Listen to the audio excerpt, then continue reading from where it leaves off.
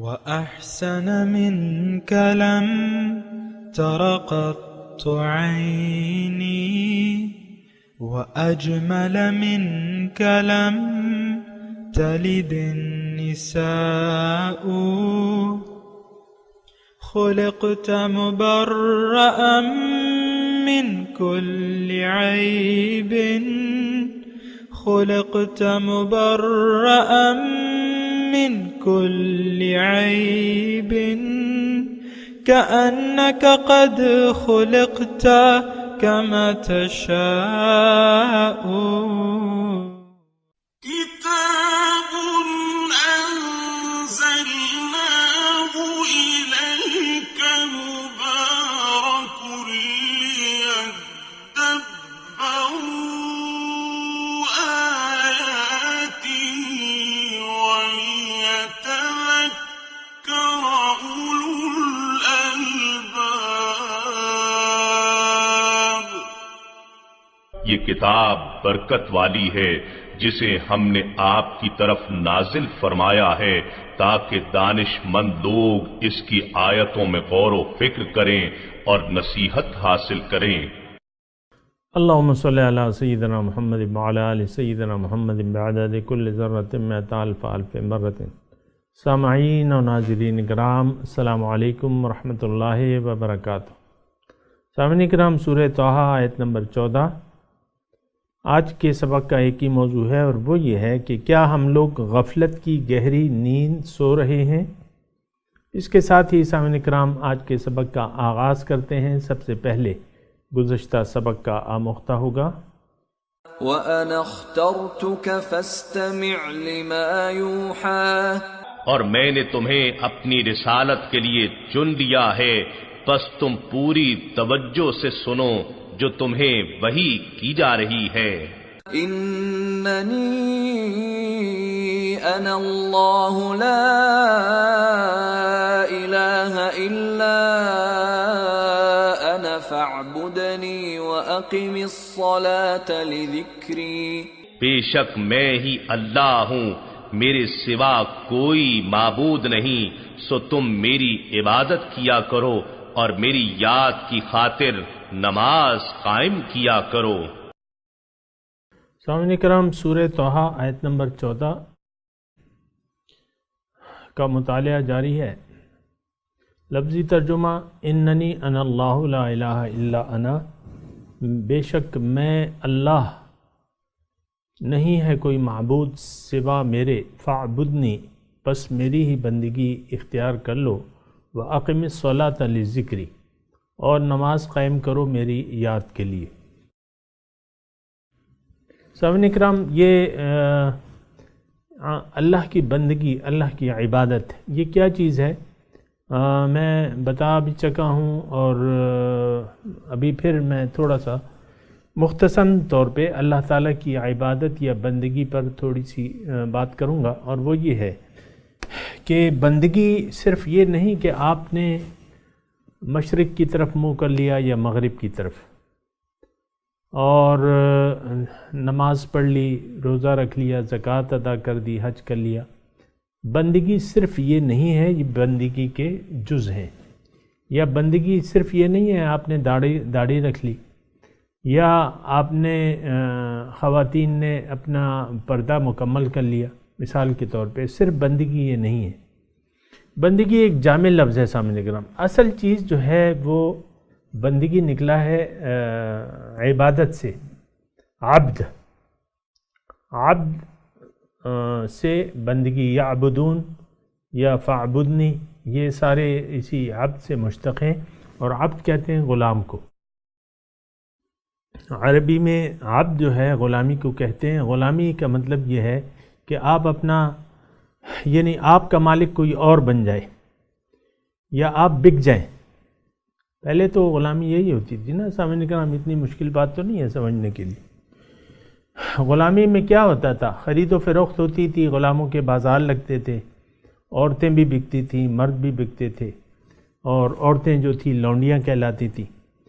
قرآن میں اس کا تذکرہ ہے. اور وہ غلام بھی کہتے، جیسے کہ یوسف علیہ السلام ابھی ہم نے پڑھا ہے یوسف علیہ السلام مصر میں گئے تو فرعون نے عزیز مصر کی بیوی نے خرید دیا تھا مثال کے طور پہ. تو اب غلام کا یہ مسئلہ ہے کہ غلام جب بک جائے تو اس کا کچھ بھی اپنا نہیں ہوتا، اس کا مالک کوئی اور ہوتا ہے. اصل بنیادی تصور یہی ہے سامعین اکرام. اللہ تعالیٰ نے انسان کی کامیابی کو اس ایک بات میں چھپا کے رکھ دیا ہے کہ یہ اگر اپنا آپ، اللہ تعالیٰ فرماتا ہے کہ اے انسان اگر تم اپنے آپ کو مجھ پر بیچ دو، یعنی میں تمہیں خرید لیتا ہوں، تم میری اپنا مال و جان میرے حوالے کر دو، عوض میں تم جنت لے لو. تو یہ تھوڑا سا سامعین کرام میں آپ کو یہ بتا رہا ہوں کہ اللہ تعالیٰ کا قرب دیکھیں. اللہ تعالیٰ نے ہمیں بلند ترین مراتب پر فائز کرنے کے لیے دنیا بھجوا رہا ہے. یہ بات نوٹ کر لیں سامعین کرام. اللہ تعالیٰ نے ہمیں کامیابی کے لیے بھجوایا، ناکامی کے لیے نہیں بھجوایا. یہ بھی نوٹ کر لیں. دوسری بات یہ ہے کہ وہ یعنی کامیابی ہم کیسے حاصل کریں گے یا زندگی کے مقصد میں کیسے کامیابی حاصل کریں گے، تو اس کا ایک آسان طریقہ ہے کہ آپ اپنا سودا کر لیں، اپنے مال و جان کا سودا کر لیں، اللہ تعالیٰ کے ہاتھ پہ بیچ دیں. اس کا مطلب یہ ہوتا ہے، میں آپ کو زیادہ تفصیل یا وقت آپ کا نہیں لوں گا، اس کا مطلب یہ ہوتا ہے کہ اپنے مال و جان کا اختیار اللہ کے اور اس کے رسول کے حوالے کر دیں. اللہ تعالیٰ کی مرضی سے پھر آپ نے جینا ہوگا. مال کمانا بھی اپنی مرضی سے نہیں ہوگا اور خرچ بھی اپنی مرضی سے نہیں کریں گے. یہ سارے آپ کے مال و جان کا مالک پھر اللہ تعالیٰ بن جائے گا. آپ اپنا تصرف کا اختیار اس سے ہٹا لیں گے. پھر اس کے بعد یعنی بیعت، جب بیعت ہو جائے اللہ تعالیٰ کے ساتھ آپ کی، تو پھر آپ نے اس میں تصرف اپنا نہیں کرنا اور یہ وعدہ پورا کرنا ہے اور نبھانا ہے. من اوفا بعہدہ فاستبشروا ببیعکم الذی بایعتم بہ، الفاظ ہیں قرآن میں. جس نے بھی اپنا وعدہ پورا کر لیا، فاستبشروا، من اوفا بعہدہ، جس نے اپنا وعدہ پورا کر لیا یعنی مال و جان کا اختیار واقعی اللہ تعالیٰ کے حوالے کر دیا. فاستبشروا ببیعکم الذی بایعتم بہ، جو سودا تم نے کیا ہے اس کی تم خوشخبری لے لو، یعنی اعلیٰ ترین انعامات تمہیں ملیں گے اور تمہاری کامیابی تمہارا مقدر ہوگی. تو بندگی سامعین کرام بالکل ایسے ہی ہے کہ آپ اپنا اختیار، اپنے مال و جان کا اختیار اللہ کے حوالے کر دیں، رسول کے حوالے کر دیں. آئندہ اس بیعت کے بعد، اس سودے کے بعد، اس ڈیل کے بعد مال و جان میں آپ نے اپنا تصرف نہیں کرنا. اگر کر لیا، غلطی سے کر لیا، اس کی معافی مانگ لیں. اگر آپ اپنے وعدے سے پھر گئے، من نکث فانما ینکث علی نفسہ، جو پھر گیا وہ اپنے آپ سے پھر جائے گا، یعنی نقصان اس کا اپنا ہوگا. تو یہ ڈیل پوری کرنا انسان کے اپنے پھر اختیار میں ہے. ڈیل کرنے کے بعد بھی ہم تو عام طور پہ اس ڈیل کو سمجھتے نہیں ہیں اور بعض لوگ اس کے مخالف ہیں. بعض لوگ یعنی اس کے مخالف ہیں کہ نہیں بیعت کی کوئی ضرورت نہیں ہے. بہرحال ان کا اپنا کوئی عقیدہ ہوگا یا ان کے پاس دلائل ہوں گے. ہم تو قرآن سے آپ کو میں دلیل دے رہا ہوں کہ یہ ڈیلنگ جو ہے یہ اللہ تعالیٰ نے طے کی ہے قرآن میں. ان اللہ اشتری من المؤمنین انفسهم واموالهم بان لهم الجنہ. تو اب جو یہ جملہ بول رہا ہوں مختصر کر کے، جس شخص نے بھی اپنے آپ کا سودا کر لیا، اپنے مال و جان کا سودا کر لیا قرآن کی روح سے، اشتری من المؤمنین انفسهم واموالهم، جس نے اپنی مال و جان کا سودا کر لیا، تو اب یہ ہے، اب وہ کیا کرے گا؟ اب وہ بندگی کرے گا. فاعبدنی، اب وہ بندگی کرے گا. کیا مطلب؟ اللہ تعالیٰ کے حکم کے سامنے سر جھکا دے گا، اللہ تعالیٰ کی مرضی سے مال و جان میں تصرف کرے گا، اپنے اختیار کو استعمال نہیں کرے گا، یا اپنے جو اللہ تعالیٰ نے اس کو اختیار دیا ہے وہ تابع کر دے گا اللہ تعالیٰ کی مرضی کے. تو پھر اللہ تعالیٰ خوش ہوگا اس سے. اور اس کی تعریف میں یہ جملہ اللہ تعالیٰ نے فرمایا ہے کہ وَمِنَ النَّاسِ مَن يَشْرِي نَفْسَهُ ابْتِغَاءَ مَرْضَاتِ اللَّهِ، لوگوں میں سے بعض ایسے ہیں جنہوں نے اپنے آپ کو بیچ ڈالا ہے اللہ تعالیٰ کی رضاؤں کی تلاش میں. تو فاعبدنی مطلب آپ نے اپنا مال و جان کا اختیار اللہ تعالیٰ کو دے دیا اور پھر اللہ کے تابع بن کے رہ گئے. آپ کا دل جھک گیا، آپ کا سر جھک گیا اللہ تعالیٰ کے احکامات کے سامنے. تو ایک یہ ہے بات. دوسرا اب اس کی عملی صورت کیا ہے؟ اقم الصلاۃ لذکری. یہ بہت اہم رکن ہے زندگی کا. نماز کیا ہے؟ یہ اللہ تعالیٰ کی یاد کے لیے اللہ تعالیٰ نے ایک تحفہ دیا ہے بندہ مومن کو کہ ٹھیک ہے تمہارا سودا مجھے قبول ہے اور تم آئندہ میری ہدایت کے مطابق زندگی گزارو گے، اور میں تمہیں ایک تحفہ دے رہا ہوں اپنی ملاقات کا. دن میں 5 مرتبہ تم میرے پاس آؤ، میرے گھر میں آؤ، بیت اللہ میں آؤ. بیت اللہ خانہ کعبہ ہے اور پھر اس کے تابع جو ہیں تمام مساجد ہیں اللہ تعالیٰ کی مساجد. اس میں آؤ، میرے سامنے کھڑے ہو، وضو کر کے آؤ، پاک صاف ہو کے آؤ، کپڑے صحیح پہن کے آؤ اور میرے سامنے کھڑے ہو جاؤ اور مجھ سے لو لگاؤ اور مجھ سے دوبارہ 5 مرتبہ تم دن میں میری یاد بھی کرو اور مجھ سے اپنا وعدہ وعید جو ہے، وہ عہد و پیمان جو تم نے کیا ہے وہ اس کو تازہ کرو، مطلب اس کو ریوائز کرو یا اس کی تجدید کرو. ایاک نعبد و ایاک نستعین. اور یہ کہو ہر نماز کی ہر رکعت میں یہ کہو کہ ایاک نعبد و ایاک، تیری بندگی کرتے ہیں، تیری عبادت کرتے ہیں اور تجھی سے مدد مانگتے ہیں. تو یہ نماز جو ہے سامعین کرام ایک معجون مرکب ہے، انسان کی زندگی کا ایک خلاصہ ہے اور معراج ہے، انسان کی معراج ہے. سامعین کرام اس پہ مضمون بہت ہے لیکن یہ ہے کہ تھوڑا بہت انشاءاللہ اس پہ ابھی بات کریں گے. نماز جو ہے یہ مومن کی معراج ہے. حضور صلی اللہ علیہ وسلم کے الفاظ ہیں کہ الصلاۃ معراج المؤمنین، نماز مومن کی معراج ہے. تو سامعین کرام یہ اقم الصلاۃ للذکر کہ تم نماز، یہ تو نماز کی میں بات کر رہا تھا. اول تو یہ ہے کہ نماز کا مقصد یاد الہی کا قائم کرنا ہے. اور بات یہ ہے سامعین کرام، تھوڑی سی میری طرف توجہ کریں. اصل انسان کی کامیابی یہ ہے کہ الذین یذکرون اللہ قیاما وقعودا وعلی جنوبہم، یہ کھڑے یذکرون اللہ تعالیٰ کو یاد کر رہے ہیں، قیاما کھڑے، قعوداً بیٹھے، علی جنوبہم لیٹے. تو ہر وقت اذکروا اللہ ذکرا کثیرا، اللہ تعالیٰ کو بہت بہت یاد کرو. تو ذکر اللہ جو ہے سامعین کرام ایک اہم حصہ ہے اللہ تعالیٰ کی بندگی کا، اور اللہ تعالیٰ کی بندگی کمال تک پہنچ نہیں سکتی جب تک ہر وقت اللہ تعالیٰ آپ کو یاد نہ ہو بحیثیت معبود، مقصود، محبوب اور مطلوب. جب ہر وقت آپ کو یاد رکھنا ہوگا، کیونکہ سامعین کرام زندگی میں تو بہت سے مراحل پیش آتے ہیں، کبھی کیا حالت ہوتی ہے، کبھی کیا حالت ہوتی ہے، اور اسباب کی طرف ہم متوجہ ہوتے ہیں. یعنی آپ کو گھر میں مثال کے طور پہ راشن نہیں ہے تو پھر اسباب کی طرف متوجہ ہوتے ہیں. بیماری آ گئی پھر اسباب کی طرف متوجہ ہوتے ہیں. گھر نہیں ہے پھر اسباب کی طرف متوجہ ہوتے ہیں.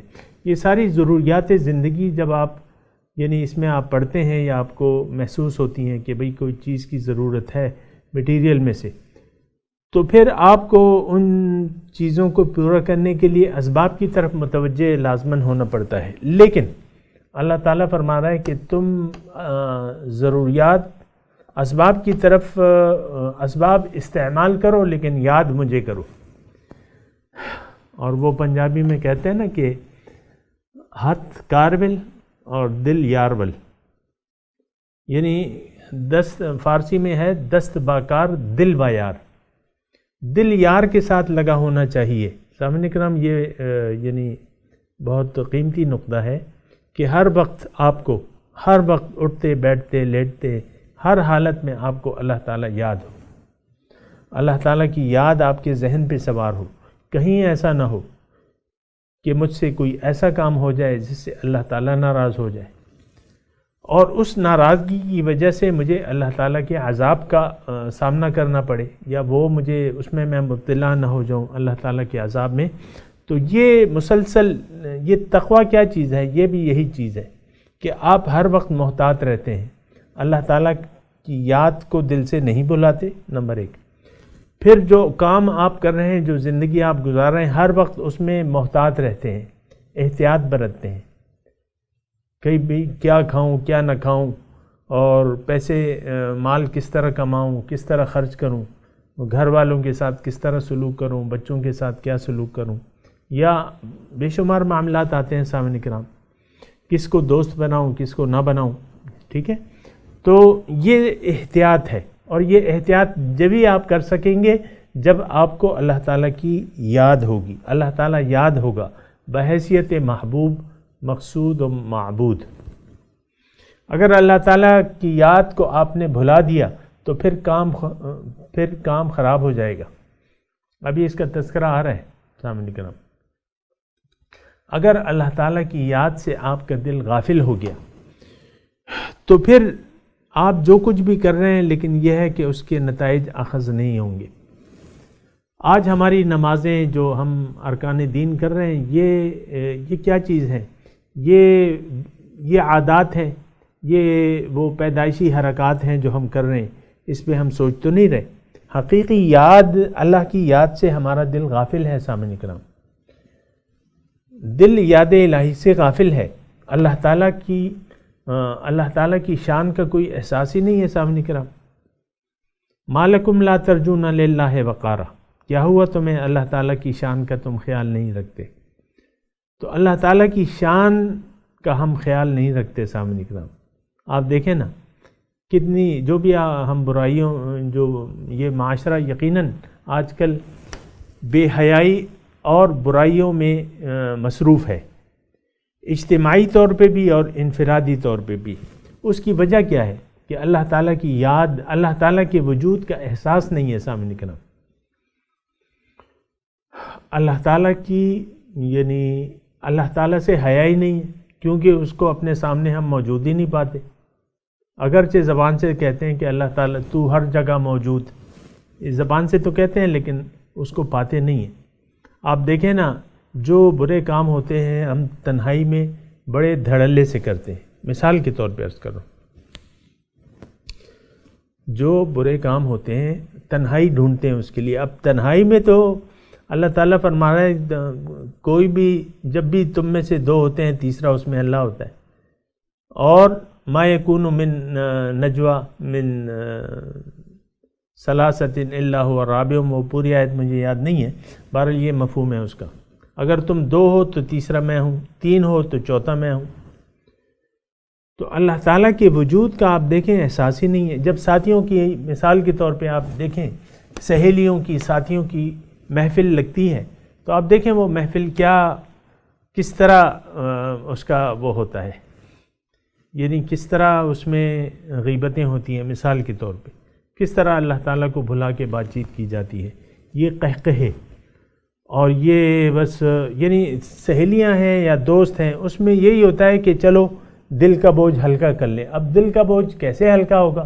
خوب اونچی اونچی آواز میں قہقہے لگاؤ، ایک لطیفہ سنائے گا، باقی قہقہے اور ہاتھ پہ ہاتھ ماریں گے اور بس تالیاں بجائیں گے مثال کے طور پہ۔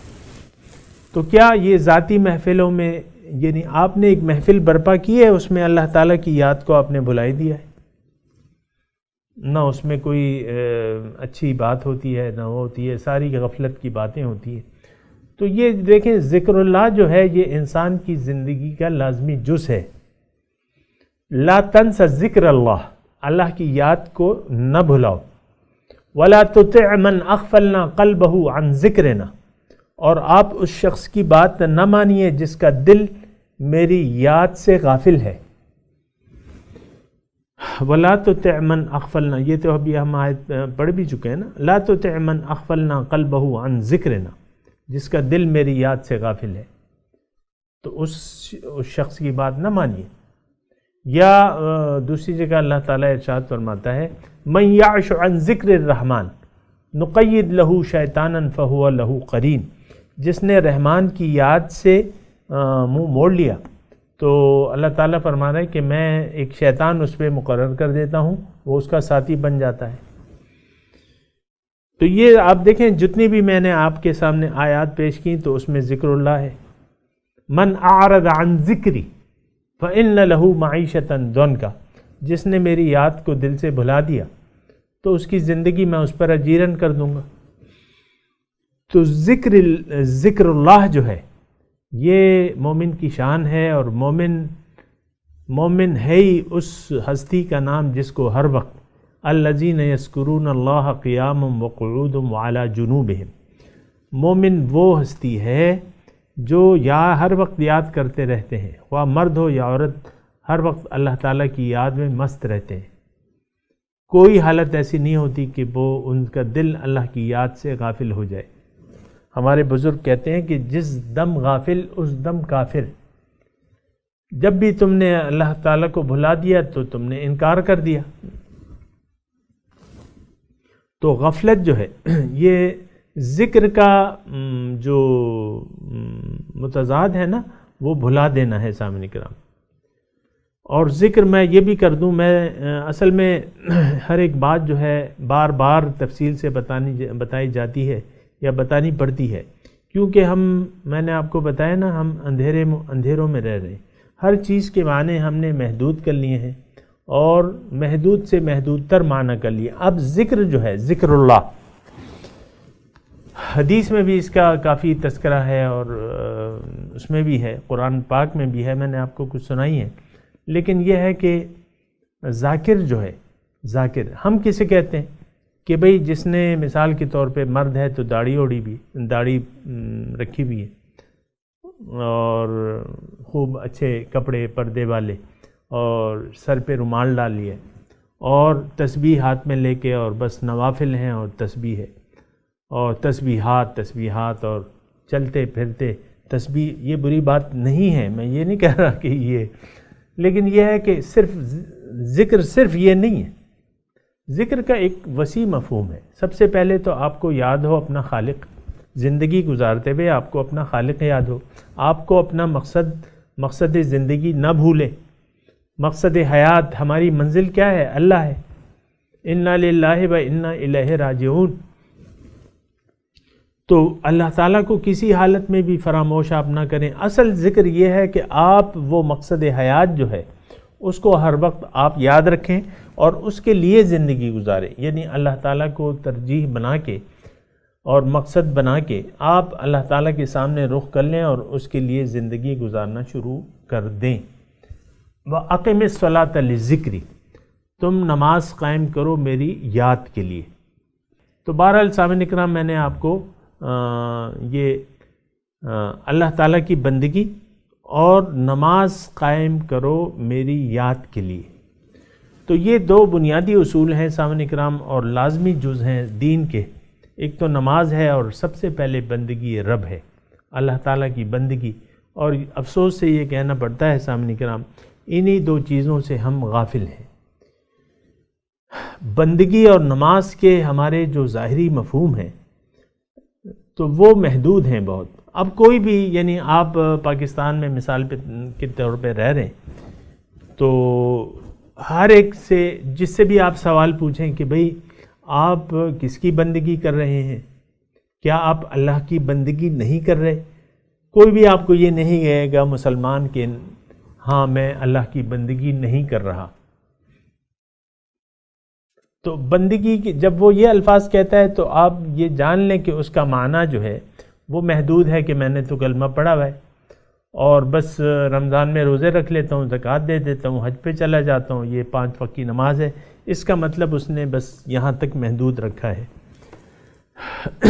کوئی بھی اس سے انکار نہیں کرے گا اور کوئی بھی یہ نہیں کہے گا کہ میں نفس و شیطان کی بندگی کر رہا ہوں۔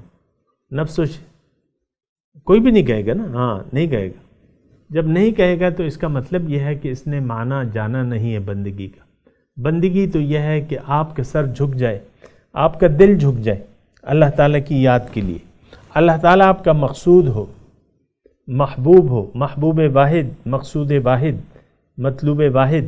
اور افسوس سے مجھے یہ کہنا پڑتا ہے کہ آج جس معاشرے میں میں اور آپ رہ رہا ہوں، باوجود معلوم ہونے کے کوئی اللہ تعالیٰ کو مقصود واحد بنانے کے لیے تیاری نہیں ہے، اپنا رخ اللہ تعالیٰ کی طرف پھیرنے کے لیے تیاری نہیں ہے.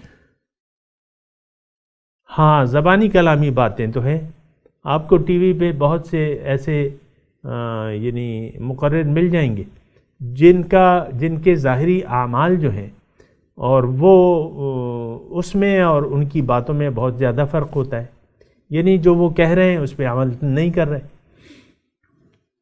اور ویسے بہت سے آپ کو معاشرے میں ہر شخص جو ہے علامہ بنا ہوا ہے اور اپنے آپ کو کچھ سمجھتا ہے، لیکن یہ ہے کہ اپنی جو اس کی سمجھ ہے، اب ظاہر ہے کہ سمجھ تو اپنی اپنی ہوتی ہے. سامعین کرام، ضروری نہیں ہے، آپ یہ نوٹ کر لیں کہ ضروری نہیں ہے کہ ہماری جو نتائج ہم نے زندگی کے بارے میں اخذ کیے ہیں وہ صحیح بھی ہوں. آپ قرآن کے سامنے اس کو پیش کریں، قرآن و حدیث کے سامنے پیش کریں. قرآن کے ترازو میں اگر آپ کا عقیدہ اور نظریہ پورا آتا ہے تو پھر ٹھیک ہے، لیکن اگر اس کے خلاف ہے تو پھر ٹھیک نہیں ہے. وہ تو آپ کے خیالات ہیں، زندگی کے بارے میں وہ آپ کے خیالات ہیں. تو بہرحال موسیٰ علیہ السلام سے اللہ تعالیٰ فرما رہے ہیں اقم الصلاۃ للذکری. اب آپ دیکھیں یہ یعنی نماز جو ہے یعنی دین کا ایک جز ہے، اور موسیٰ علیہ السلام بنی اسرائیل ان کو بھی نماز کا حکم دیا جا رہا ہے. تو بہرحال نماز جو ہے سامعین کرام ایک ایسا فریضہ ہے جس کی اہمیت یعنی جیسے کہ ہمارے ذہن میں ہونی چاہیے اس طرح کی اہمیت نہیں ہے. یہ اللہ تعالیٰ یہ مومن کی معراج ہے اور اللہ تعالیٰ سے رابطے کا ایک ذریعہ ہے. یہ نماز، یہ قرآن، یہ بات نوٹ کر لیں سامعین کرام، میرے پاس وقت تھوڑا رہ گیا ہے. میں یہ کہہ رہا ہوں یہ ساری چیزیں جو ہیں یہ اس کے لیے ہیں. ابھی بھی ہم نے پڑھا ہے اس سورت کے شروع میں کہ الا ما انزلنا علیک القرآن لتشقى الا تذکرۃ لمن یخشی. یہ نصیحت ہے جو ڈرے. اب اس کی میں نے تفصیل دوبارہ نہیں کر رہا، لیکن یہ ہے کہ وہ خشیت الہی نہیں ہے ہمارے دل میں جو کہ ہونی چاہیے. تو پھر اس کا مطلب یہ ہے قرآن سے ہم نصیحت نہیں حاصل کر سکتے جیسا کہ نہیں کر رہے. قرآن سے نصیحت حاصل کرنے کے لیے کوئی تیاری نہیں ہے، اس لیے کہ اس کے دل میں کوئی خوف خدائی نہیں ہے. پھر یہ ہدایت ہے متقیوں کے لیے. قرآن جو ہے وہ ہدایت ہے متقیوں کے لیے، لیکن ہم اپنے اندر صفت تقوی پیدا کرنے کے لیے تیاری نہیں ہے، اس کو بہت مشکل سمجھتے ہیں. تو ظاہر ہے سامعین کرام یہ ہمارا سامعین کرام یہ الفاظ میں کہہ رہا ہوں اس کو تھوڑا سا سنیں. اصل میں ہماری جو زندگی ہے نا اس کا رخ صحیح نہیں ہے، نیت خراب ہے. دنیا میں زندگی گزارنے کی نیت خراب ہے، نیت میں کھوٹ پیدا ہو گیا ہے. ہم آئے تو ہیں آخرت کی کامیابی کے لیے، لیکن یہاں آ کے ہم نے دنیا کی کامیابی کو اپنا نصب العین قرار دے دیا ہے. اب آپ دیکھیں کہ یعنی ایک سادہ سی میں مثال دیتا ہوں. ماں باپ ہم مطلب اکثر ہم میں سے ماں باپ ہیں. اب بچے کو ہم اپنے یعنی تیار کرتے ہیں اور مستقبل اس کو باور کراتے ہیں کہ دنیا دیکھو اپنے مستقبل کے لیے سوچو، پڑھو، ہوم ورک کرو، پڑھائی میں دھیان رکھو، ادھر ادھر مت کھیلو، تو مستقبل دیکھو، مستقبل کا خیال رکھو. اب دیکھیں یہ مستقبل جو ہے دنیا میں ہمارا مستقبل ہے نہیں. ہم تو آج میں جی رہے ہیں، کل انشاءاللہ آخرت ہوگی، ہماری آخرت میں قدم رکھ دیں گے اور حقیقی زندگی تو وہ ہے. تو یہ ویسے میں کہہ رہا ہوں کہ ہمارا جو سارا جو زندگی کی بنیادیں ہیں نا وہ باطل پہ ہیں. ہماری زندگی کی جو بنیاد ہے وہ باطل ہے، تقوی الہی پہ نہیں ہے. اللہ سے تقوی کی بنیاد پہ ہماری زندگی کی بنیاد نہیں ہے. ہم تو ظاہر پرست ہیں. اگر آپ دیکھ لیں، میں یہ الفاظ کہہ رہا ہوں اس پہ آپ سوچیں. ہم کون ہیں؟ ہم ایک ظاہر پرست قوم ہیں، ظاہر پرست لوگ ہیں. تو ظاہر پرستی تو آپ کو اگر آپ کریں گے تو پھر آپ سے آخرت رہ جائے گی. یہ آپ بات نوٹ کر لیں. بہرحال میں تلاوت کرتا ہوں، آپ میرے ساتھ دہرائیے. اعوذ باللہ من الشیطان الرجیم. بسم اللہ الرحمن الرحیم. اننی انا اللہ لا الہ الا انا فاعبدنی واقم الصلاۃ لذکری.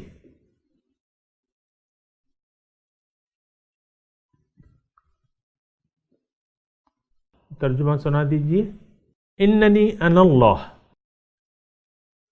میں اللہ ہوں، بے شک میں اللہ ہوں. لا الہ الا انا، کوئی معبود نہیں سوائے میرے. فاعبدنی، بس خالص میری بندگی اختیار کرو. واقم الصلاۃ لذکری، اور نماز قائم کرو میری یاد کے لیے. سامعین اکرام، اب ان آیت کی تلاوت اور ترجمہ سنتے ہیں. اننی انا اللہ لا الہ الا انا فاعبدنی واقم الصلاة لذکری. I am God. There is no God but I. So serve me and practice the prayer for my remembrance. اس کے ساتھ ہی آج کے درس کا وقت اختتام کو پہنچا. انشاءاللہ اگلے درس میں ملاقات ہوگی. وآخر دعوانا ان الحمد للہ رب العالمین. والسلام علیکم ورحمۃ اللہ وبرکاتہ.